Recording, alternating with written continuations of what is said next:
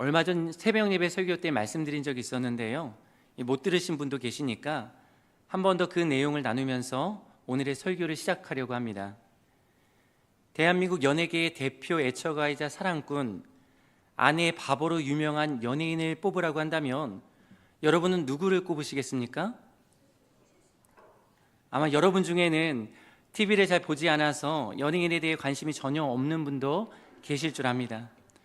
그래도 TV를 좀 보셨다는 분들은 잘 아실 것 같은데요, 제 기준으로 연예계 대표 애처가를 뽑는다면 3명 정도 뽑을 수 있을 것 같습니다. 그 중에 가장 먼저 뽑을 수 있는 인물이 바로 배우 최수종 씨입니다. 최수종 씨는 1993년 배우 하이라 씨와 결혼한 이후 줄곧 연예계 대표 인고 부부로 유명합니다. 올해로 벌써 결혼 32주년을 맞이한다고 하는데요, 여전히 서로를 존중하고 아껴주는 모습이 많은 사람들에게 귀감이 되는 부부입니다. 두 번째는 역시 배우인 차인표 씨입니다.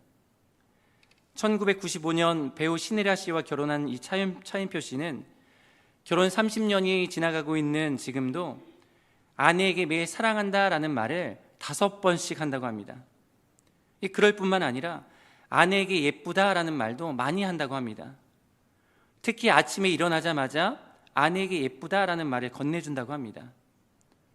특히 이 두 부부는 1998년도에 첫 아들을 낳은 후 2005년도와 2008년도에 딸 둘을 입양해서 지금까지 사랑으로 잘 키워내는 가정입니다. 그리고 마지막으로 한 명 더 뽑으라고 한다면 1997년도에 힙합 그룹 지누션으로 데뷔해서 2004년도에 배우 정혜영 씨와 결혼한 래퍼, 막 입이 근질근질 하시죠?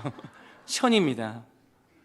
앞에서 소개해드린 최수종 하이라 부부, 그리고 차인표 신혜라 부부가 독실한 크리스천으로 널리 알려져 있는데요, 이 두 부부 또한 2004년에 결혼한 이후 줄곧 인고 부부로 그리고 독실한 크리스천으로 널리 알려져 있습니다. 이 정혜영 씨의 남편인 션은 이 시대의 모든 여성들의 로망이자 이 시대의 모든 남편들에게는 공공의 적이 되었습니다. 여러분, 왜 그럴까요? 집에서 아내들이 자꾸 남편들에게 당신도 좀 션처럼 좀 해봐, 당신도 션의 반만큼만 나를 좀 사랑해줘봐, 이렇게 이야기하니까 남편들이 부담 아닌 부담을 느낀다는 것입니다. 그런데 하루는 이 션과 정혜영 씨 부부가 화보 사진도 찍고 인터뷰도 하기 위해서 모 잡지사와 만났는데, 그날도 이 션이 아내에게 참 다정하고 애틋하게 매우 잘 대해주더랍니다. 그 모습을 가만히 지켜본 기자가 이런 질문을 션에게 던졌습니다. 아니, 션 씨는 어떻게 그렇게 아내에게 잘하십니까? 어디서 배우신 거예요? 어려서부터 부모님께 배우신 겁니까? 라고 물었습니다. 그러자 션이 하는 말이 아니랍니다. 자신은 어려서부터 부모랑 많이 떨어져 살았기 때문에 부모님에게서 배운 것이 아니라는 겁니다. 그러면서 하는 말이, 제가 아내에게 따뜻하게 대하고 다정하게 잘 대하는 것은 예수님에게서 배운 겁니다 라고 말했다는 겁니다. 예수님께서 자신을 사랑하신 것처럼 아내를 사랑하고 섬기며 위하면서 산다는 것입니다. 여러분, 참 대단하지 않습니까? 이러니 이 시대의 아내들의 로망으로 꼽히는 것이 아니겠습니까? 우리는 알기는 알아도 실제 가정의 부부 생활에서 잘 적용하지 못하고 내 습관대로, 그리고 내 감정대로 아내를 대하고 남편을 대하면서 서로에게 상처를 주고 마는데, 이 션의 한마디 말, 예수님에게서 배운 겁니다, 이 말이 얼마나 큰 마음의 도전이 되는지 모릅니다. 우리 이제 모두 가정으로 돌아가서 남편 되시는 분들은 예수님에게서 배우신 대로 아내를 사랑하시길 바랍니다. 호응이 별로 없으시네요. 예수님에게서 배우신 대로 아내를 사랑하는 우리 남편들이 되기를 소망합니다. 그런 의미에서 우리 남편 되시는 분들만 이렇게 한번 결단해 봤으면 좋겠습니다. 나는 예수님께 배운 대로 아내를 사랑하겠습니다. 나는 예수님께 배운 대로 아내를 사랑하겠습니다. 그런데 여러분, 손뼉도 마주쳐에 올린다고 한쪽만 잘해가지고 되는 것은 아닙니다. 션이 아내를 사랑하고 아끼는 것은 그만큼 아내 정혜영 씨가 남편을 존경하고 남편을 최고로 알아주기 때문이지 않겠습니까? 그래서 이제는 반대로 아내 되시는 분들이 이렇게 선포해 보겠습니다. 나는 예수님에게 배운 대로 남편을 존경하고 최고로 섬기겠습니다.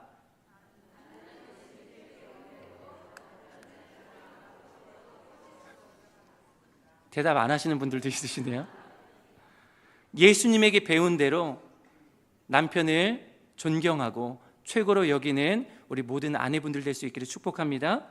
여러분, 이렇게 남편 되시는 분들은 예수님에게서 배운 대로 아내를 사랑하고, 아내분들은 예수님에게서 배운 대로 남편을 존경하고 최고로 여긴다면, 여러분, 우리 대길교회에 속한 모든 가정이 하나님의 나라를 누리고 경험하는 행복한 가정이 될 줄 믿습니다. 여러분, 이 놀라운 은혜와 축복이 예수님에게서 배운 대로 살아가고 실천하기로 다짐하는 모든 가정에게 임하기를 주님의 이름으로 축복합니다. 그런데 여러분, 부부 생활뿐이겠습니까? 그리스도의 제자로 부름받은 우리 모두는 우리의 삶의 모든 영역에서 예수님을 본받고 예수님께 배우고 예수님을 닮아가는 삶을 살아가야 합니다. 이 세상에서 출세하고 명예를 얻고 남부럽지 않게 자식들을 길러내고 풍족한 노후 생활을 준비하는 것이 우리 인생의 목표가 아닙니다. 그러면 여러분, 우리 인생의 목적이 무엇이겠습니까? 바로 예수님을 본받는 삶이 되는 것입니다. 예수 그리스도의 제자다운 삶을 살아내고 예수님을 닮아가는 삶을 살아가는 것입니다. 이것이 바로 성도로 부름받은 우리들의 삶의 목표인 것입니다. 오늘 함께 나누는 말씀을 통해 믿음의 주요 온전케 하시는 이인 우리 구주 예수 그리스도를 바라보고 그리스도의 장성한 믿음의 분량까지 성장케 하시는 하나님의 역사가 우리의 삶에 충만하기를 간절히 소망합니다. 오늘 우리가 함께 읽은 본문에는 우리에게 얼마나 힘이 되고 격려가 되며 축복된 말씀이 담겨져 있는지 모릅니다. 우리를 향한 예수님의 사랑의 메시지가 담겨 있기 때문입니다. 본문 9절 말씀인데요, 같이 읽어보겠습니다. 아버지께서 나를 사랑하신 것 같이 나도 너희를 사랑하였으니 나의 사랑 안에 거하라. 여러분, 우리 주님께서 하신 이 말씀에 보니까 예수님께서 우리를 사랑하시는데 어떻게 사랑하신다고 합니까? 성부 하나님께서 성자 예수님을 사랑하신 것과 동일한 방법과 동일한 정도로 우리들을 사랑하신다라고 말씀하십니다. 여러분, 이 말씀은 정말 놀라운 말씀이 아닐 수 없습니다. 왜냐하면 삼위일체 하나님 가운데 있는 신적인 사랑을 인간된 우리가 누리며 살아가도록 주님의 크신 사랑 안으로 초대해 주시는 말씀이기 때문입니다. 여러분, 그렇다면 우리를 향하신 예수님의 신적 사랑, 아가페 사랑은 어떤 사랑입니까? 인생된 우리를 향한 주님의 사랑은 무조건적인 사랑입니다. 그 어떤 대가를 바라지 않고 주시는 사랑입니다. 자기 자신의 전부를 희생한 사랑이며 먼저 베풀어 주시는 사랑입니다.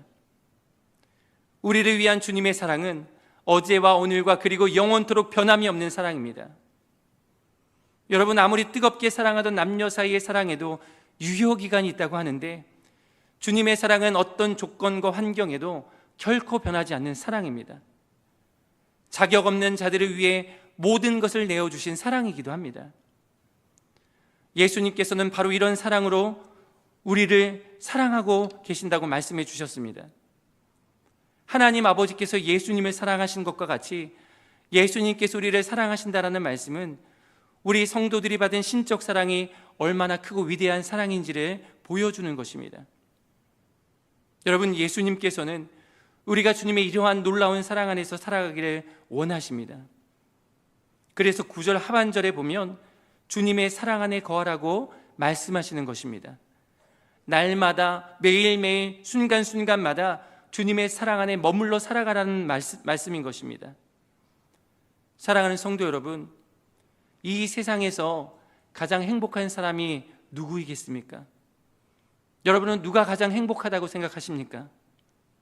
저 고층 펜트하우스에 사는 사람이 행복한 사람입니까? 아니면 노후 준비를 풍족하게 마련해 놓고 여행을 다니면서 즐기는 사람이 행복한 사람입니까? 아니면 자식 자랑 질비하게 늘어놓을 수 있는 사람이 세상에서 가장 행복한 사람입니까? 그렇지 않습니다. 여러분, 그렇다면 누가 세상에서 가장 행복한 인생입니까? 바로 우리 주님의 사랑 안에 머물러 살아가는 사람입니다. 주님의 사랑 안에 거하는 삶이 가장 행복한 삶이고 축복된 삶입니다. 우리 사람과 사람 간의 사랑에도 대단한 힘과 위로가 있다고 합니다. 시드니 대학교의 한 연구팀이 사랑의 힘은 과연 어디까지인가 라는 주제로 연구를 한 적이 있습니다. 그런데 그 결과 사랑의 호르몬으로 알려진 옥시토신이 알코올 활동을 억제하는 데 영향을 미친다는 것을 연구를 통해서 확인했습니다. 이 연구팀은 술에 취한 쥐에게 사랑의 호르몬인 옥시토신을 투여했는데 얼마 지나지 않아 보니까 이 쥐가 일반 쥐와 거의 똑같이 활발하게 움직이는 모습을 연구를 통해서 확인했던 것입니다. 즉, 사랑의 호르몬인 옥시토신이 술 취한 쥐에게 발생하는 운동신경장애를 극복하는 데에 도움이 되었다는 것을 알게 된 것이었습니다. 여러분, 그뿐만이 아닙니다. 남녀 간의 사랑은 물론이고 모성애를 비롯해서 인간관계 전반에 관여하는 이 옥시토신 호르몬은 자폐증과도 관련이 있고, 흔히 우리가 정신병이라고 알고 있는 조현병 역시 뇌 속의 옥시토신의 분비량이 부족하면 발생하게 된다고 합니다. 그래서 우리 뇌 속에서 이 옥시토신이 분비되면 감정이입이나 보상 같은 사회적 기능을 수행하는 뇌 부위가 활성화되기 때문에 자폐증을 개선한다라는 연구 결과도 있습니다. 이것을 다른 말로 하면 사랑이 부족한 것에서 정신적인 병, 즉 마음의 병이 발생하며 반대로 사랑으로 마음의 병을 해결할 수 있다는 것입니다. 여러분, 더 나아가서 사랑의 힘은 각종 중독의 문제도 해결할 수 있습니다. 실제로 있었던 일인데요, 베트남 전쟁에 참전했던 미군의 20%가 현지에서 마약에 빠지게 되었습니다. 미국 정부는 전쟁이 끝난 뒤에 이들이 마약 중독자가 될 것에 대해서 깊이 우려했습니다. 그런데 놀랍게도 마약을 복용한 미군의 95%는 전쟁 후에 고향에 돌아와서 마약을 끊었습니다. 전쟁이라는 극한 상황이 그들에게 마약을 찾게 했지만 가족과 친구들의 사랑과 끈끈한 관계가 마약 중독의 사슬마저도 끊어버리는 것이었습니다. 여러분, 이처럼 사랑은 단순히 우리를 설레게 하고 기쁘게 하는 것뿐만 아니라 우리의 삶을 무너뜨리는 중독을 이기게 하고 어둠에서 벗어나게 하는 힘을 줍니다. 여러분, 이것이 바로 사랑이 가진 힘이고 사랑의 위로입니다. 여러분, 한없이 부족하고 허물투성이인 인간의 사랑도 이렇게 큰 힘이 있는데 사랑 그 자체이신 우리 주님의 사랑은 어떠하겠습니까? 우리 예수님의 사랑은 바다와 같은 것입니다. 해불양수라는 말이 있습니다. 이 해불양수라는 말은 바다는 어떤 물도 사양하지 않는다라는 그런 뜻을 가진 말입니다. 여러분, 이 말과 같이 바다는 자신에게로 흘러들어오는 모든 물을 받아들입니다. 깨끗한 물도 받아들여 주고요, 더러운 물도 거절하는 법이 없습니다. 그리고 거대한 바다의 큰 물속에서 더러운 물조차도 모두 정화시키는 것이 이 바다입니다. 여러분, 이것이 바로 우리 주님의 사랑입니다. 그러기에 우리 주님의 사랑은 고치지 못하는 인생이 없습니다. 우리 주님의 사랑 안에 우리가 거하면 회복이 일어나고 치유의 역사가 나타납니다. 주님의 사랑은 우리로 하여금 생명을 얻게 하되 더 풍성케 합니다. 부족함이 없게 합니다. 그래서 여러분, 주님의 사랑 안에 거하는 삶이 가장 행복한 것입니다. 그러므로 영원히 변하지 않는 주님의 사랑 안에 머물며 이 땅에서 가장 행복한 인생 살아가는 저와 여러분들이 다 될 수 있기를 주님의 이름으로 축복합니다. 여러분, 그렇다면 우리가 어떻게 주님의 사랑 안에 머물러 살아갈 수 있을까요? 예수님께서는 주님의 사랑 안에 머물러 살아가는 길을 오늘 본문 10절에서 말씀해 주셨습니다. 10절 말씀 같이 읽어보겠습니다. 내가 아버지의 계명을 지켜 그의 사랑 안에 거하는 것 같이 너희도 내 계명을 지키면 내 사랑 안에 거하리라. 여러분, 우리가 주님의 사랑 안에 머물러 살아갈 수 있는 길이 무엇이라고 말씀해 주셨습니까? 주님의 계명을 지키는 것입니다. 예수님께서도 하나님 아버지의 말씀에 온전히 순종하심으로 아버지의 사랑 안에 거하셨습니다. 마찬가지입니다. 우리가 예수님의 말씀과 그의 계명을 지켜 순종하며 살아갈 때 우리가 주님의 사랑 안에 거하게 되는 것입니다. 그러면 우리가 따라야 하는 예수님의 계명은 무엇입니까? 그 답이 본문 12절에 나와 있습니다. 12절 말씀도 같이 읽어보겠습니다. 내 계명은 곧 내가 너희를 사랑한 것 같이 너희도 서로 사랑하라 하는 이것이니라. 주님께서 우리에게 주신 계명이 무엇입니까? 서로 사랑하는 것입니다. 요한복음의 말씀에 보면 사랑하라라는 말이 56번이나 나온다고 합니다. 그런데 56번 가운데에 주님의 마지막 고별 설교인 13장부터 21장 사이에 사랑하라라는 이 말이 무려 44번이나 나온다고 합니다. 예수님께서 십자가의 죽음을 목전에 앞두고 이렇게 서로 사랑하는 삶을 강조하신 이유는 과연 무엇일까요? 여러분, 예수님께서는 이제 십자가에서 돌아가시고 제자들 곁을 떠나가야 하실 상황입니다. 제자들은 이제 곧 스승을 잃고 방황할 것이며 그 충격으로 인해 제자 공동체가 무너질지도 모르는 그런 상황입니다. 바로 이러한 총체적인 위기를 극복하는 힘은 제자들이 서로 사랑하는 것이다 라고 우리 주님께서 말씀해 주고 계시는 것입니다. 고난을 뛰어넘을 수 있는 힘이 바로 서로 사랑하는 데 있다라는 것입니다.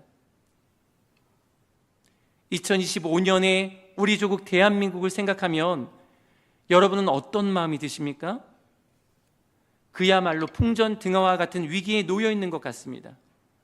국론이 분열되어 있습니다. 국민들은 자기가 추구하는 정치 이념에 따라서 첨예한 대립을 하고 있습니다. 한쪽에서는 대통령 탄핵을 반대하는 집회가 열리는가 하면 다른 한쪽에서는 탄핵을 찬성하는 집회가 열리고 있습니다.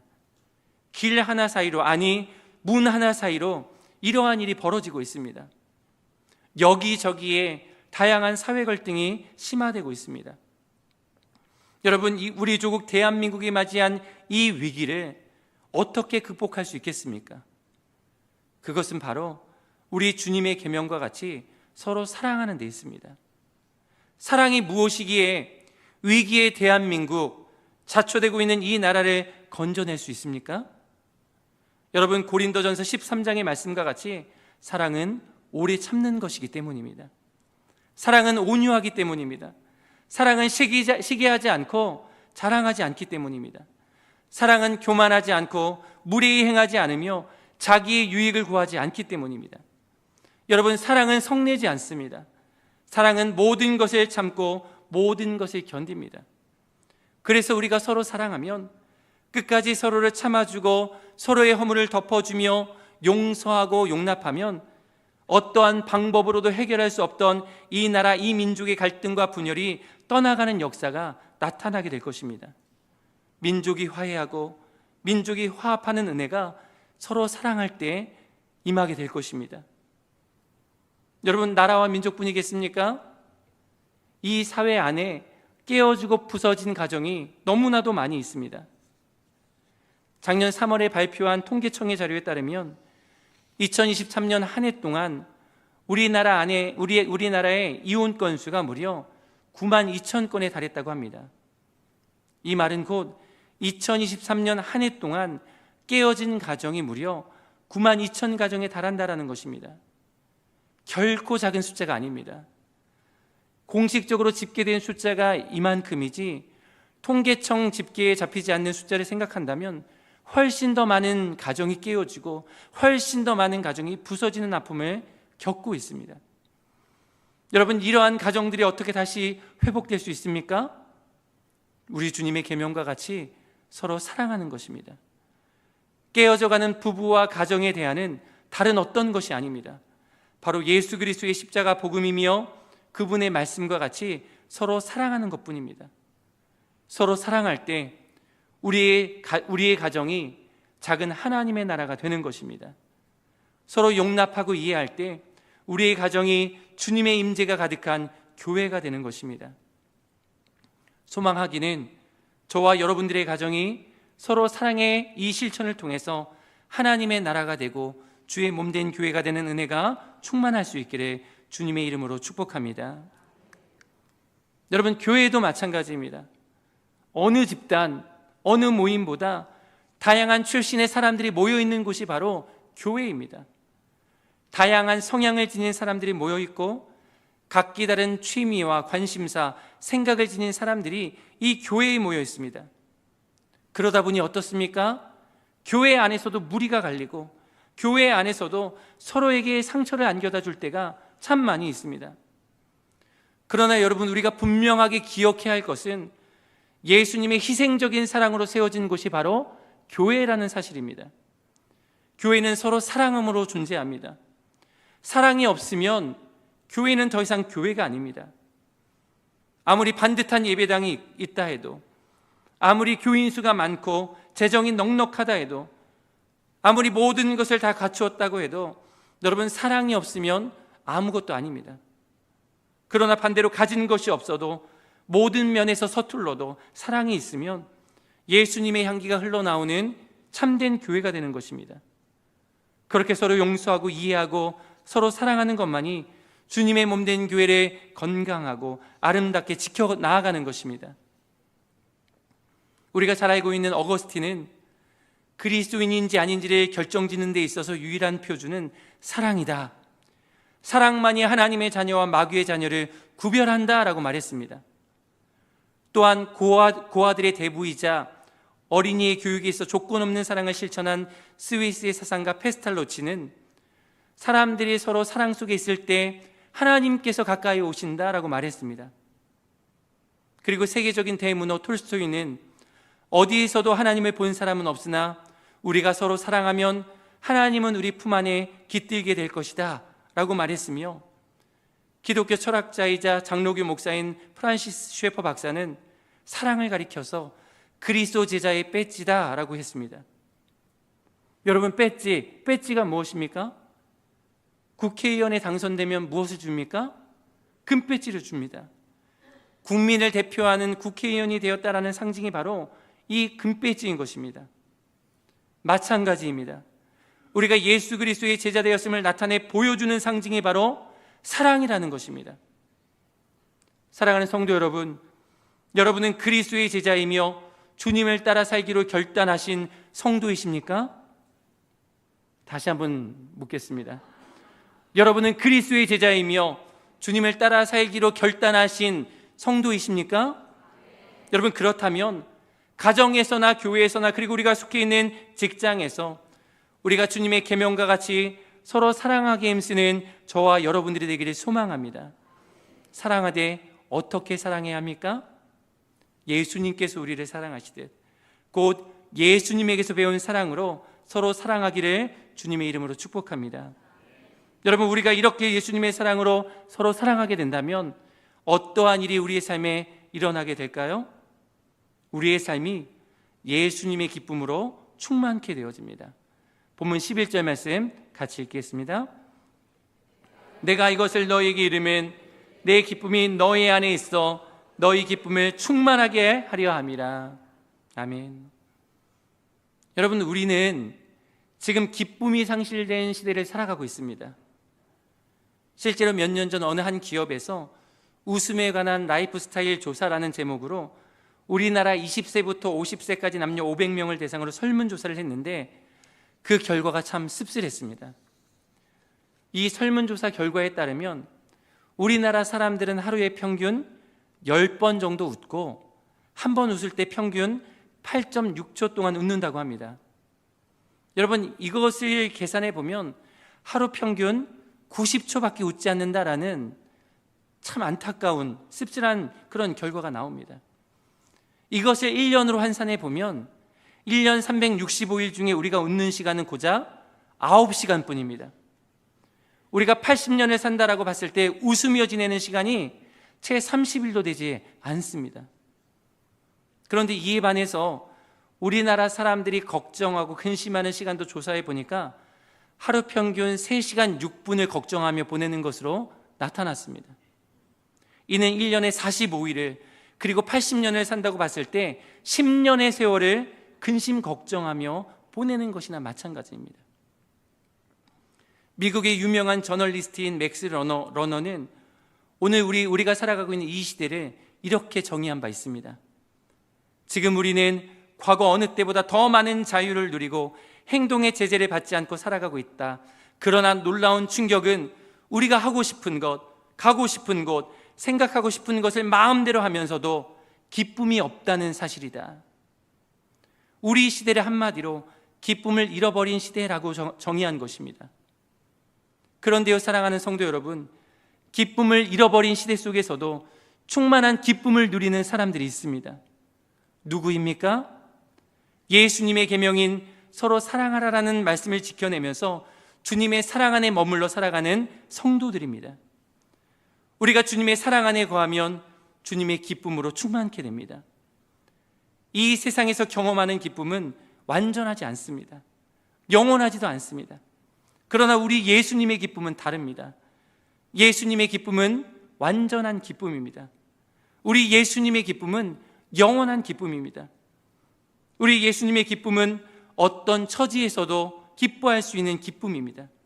항상 기뻐할 수 있는 기쁨이 바로 우리 예수님의 기쁨인 것입니다.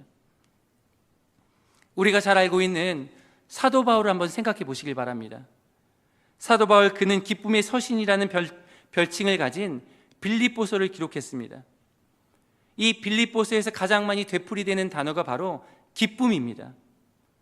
단 4장으로 구성된 짧은 편지에 기쁨 또는 기뻐하다라는 단어가 무려 16번이나 등장하고 있습니다. 그런데 여러분, 아이러니하게도 빌립보서는 바울이 로마 감옥에 갇혀 있는 상태에서 기록한 옥중 서신입니다. 바울은 도저히 기뻐할 것을 찾을 수 없는 환경 속에서도 기쁨의 서신 빌립보서를 기록했던 것입니다. 여러분, 사도 바울은 어떻게 감옥에 갇혀 있는 처지에서도 기쁨이 가득한 편지를 쓸 수 있었을까요? 자신의 처지를 비관하고 원망하고 좌절해도 모자랄 판에 어떻게 연신 기쁨으로 가득할 수 있었을까요? 그 이유는 간단합니다. 그는 감옥 안이 아니라 예수님의 사랑 안에 거하고 있었기 때문입니다. 감옥이 아니라 예수님의 사랑 안에 갇혀있자 상황과 형편을 초월하여 주님의 기쁨으로 충만하게 된 것입니다. 사랑하는 성도 여러분, 우리도 마찬가지입니다. 예수님은 우리와 함께 하십니다. 우리는 예수 그리스도 안에 거하는 자들입니다. 하나님께서 그렇게 애지중지하시고 금이야 오기야 아끼시는 주님의 자녀들입니다. 하나님 자신을 내어주시기까지 아낌없이 사랑하시는 그런 존재가 바로 우리입니다. 이 놀라운 신분과 정체성을 그리스도 예수 안에서 우리가 얻었고 누리게 되었습니다. 그러므로 우리가 예수님을 바라보고 예수님 안에 거하면 우리도 늘 기쁨이 넘치는 삶을 살 수 있습니다. 우리가 예수님께 우리의 시선이 고정되면 세상의 부귀영화도 다 부럽지 않게 됩니다. 우리가 세상의 부귀영화로 값을 매길 수 없는 가치 있는 존재라는 사실을 알기 때문에 더 이상 세상에서 절망하지 않고 기쁨이 넘치는 삶을 살아갈 수 있게 되는 것입니다. 이런 이야기가 있습니다. 어느 장례식장에 죽은 3사람의 시체가 있는데 이 3사람의 시체 모두가 한결같이 웃는 모습이었습니다. 그냥 가볍게 미소를 지은 모습이 아니라 크게 웃다가 죽은 것이었습니다. 이 3사람의 사연이 이러했습니다. 첫 번째 사람은 로또 복권을 샀는데 1등에 당첨되었습니다. 1등에 당첨된 순간에 너무 기뻐하다가 심장마비로 죽은 겁니다. 두 번째 사람은 아들이 삼수를 한 끝에 이 서울대학교에 합격했는데 서울대학교에 합격했다라는 소식을 듣고는 너무 기뻐하다가 마찬가지로 심장마비로 죽었습니다. 여러분, 그렇다면 세 번째 사람은 어떻게 죽었을까요? 벼락을 맞아서 죽었습니다. 그런데 번개가 번쩍할 때 사진을 찍는 줄 알고 김치하고 웃다가 번개 맞아서 죽었다고 합니다. 물론 누군가가 웃자고 지어낸 이야기입니다. 그러나 사랑하는 성도 여러분, 주님의 사랑 안에 거하는 우리 성도들의 삶이 바로 이런 삶입니다.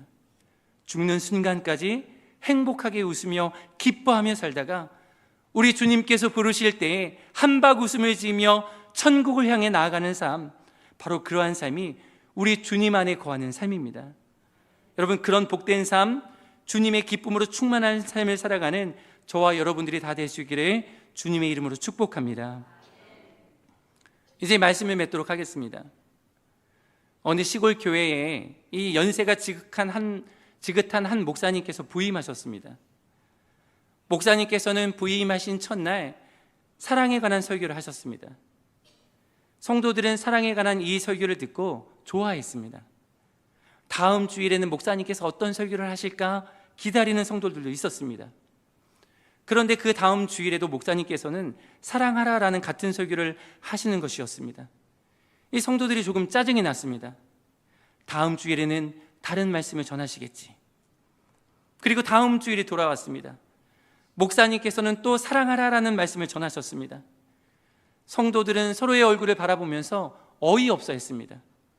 이런 식으로 1년이 계속되었습니다. 성도들은 마음이 불편해졌고 화가 나기 시작했습니다.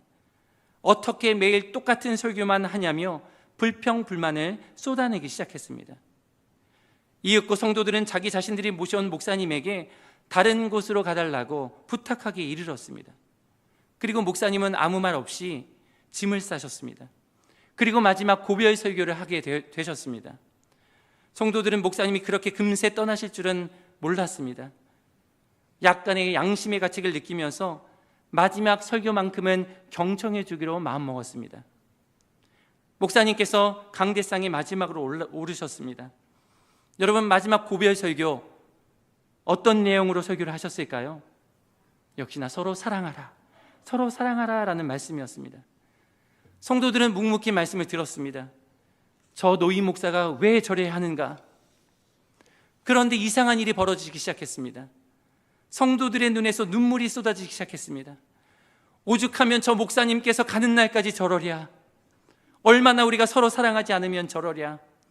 여러분, 이러다 보니까 예배당이 울음바다가 되었습니다.